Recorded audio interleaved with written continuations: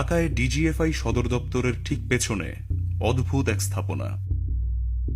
Rapid action ব্যাটালিয়নের ওপর মার্কিন নিষেধাজ্ঞা আরোপের কয়েকদিন আগেই এই স্থাপনাটি ত্রিপোলের ছাউনি দিয়ে ঢেকে ফেলা হয়।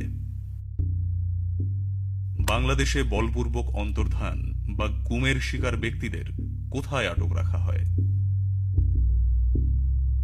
এই প্রশ্নের উত্তর খুঁজতে গিয়েই আমরা আয়নাঘর নামক এই গোপন কারাগারটির সন্ধান পাই।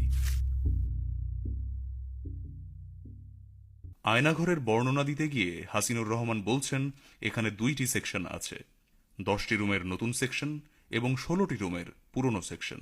সামরিক ও বেসামরিক ব্যক্তিরা এখানে